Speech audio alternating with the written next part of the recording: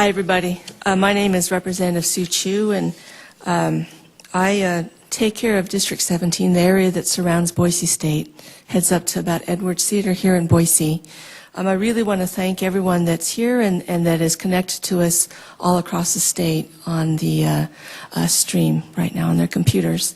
They've been sending in their questions, and one of the things that people are reminding me is to talk about one of the measures that we've been asking you about, which was you heard Representative Cherie Buckner-Webb talk about hers with the sales tax exemption. And, that really comes from, in 2003, do you guys remember when they had been cutting our revenues for quite a few years? And then the governor, at that time, Governor Kempthorne, had, in his State of the State, had said he refused to dismantle government.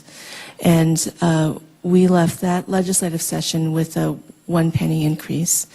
This year, that would, if we just have that, just straight that, the infrastructure is in place for that. It's easy, no having to write any special rules or anything like that. And that would give us about $170 million. That would fill our hole pretty easily. So, as you know, we've already had a proposal that takes that one and takes one step further and addresses the grocery tax for its removal.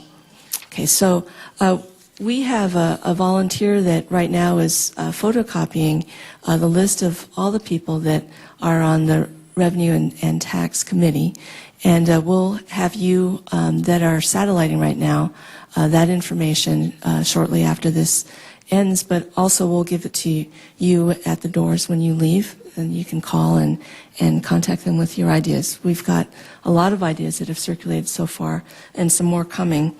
I also want to take this opportunity to bring forth the comments of Debbie and Steve from the internet that they had sent today, and a couple of their thoughts. One was that Debbie wanted to ask about the sweetheart deals that we've been reading about in the newspaper. How about reining those in and getting that back into our revenue stream? Okay. In addition, how about Mr. Luna, Governor Otter, and his followers are all stating we want to return to the 90s, so why not pull these huge tax delinquent debts, so those that are $100,000 and greater, in? Another one that she will provide, and will provide by internet, so you can look on our websites. We'll get those provided. They'll be on mine, suechu.com. And these are articles with the comments of lawmakers and stakeholders at the time that Governor Risch had cut our property tax $260 million from the designated education funding. So at that time, a lot of legislators had really resisted that. So there'll be some articles that'll post. In addition, she would like us to also consider, when we're looking at budget cutting, those kinds of unintended effects and things that are being mandated for our systems to cover that we really provide no money to help with. Our state has been very generous to try and help countries all through the world that have been devastated with a lot of political action and have received a lot of refugees.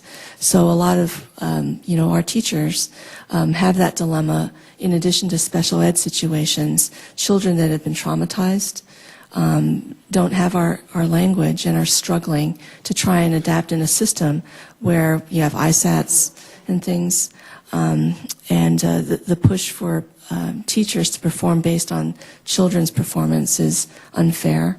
It costs more time for them. So to please consider that also as we're moving forward. Okay, thank you.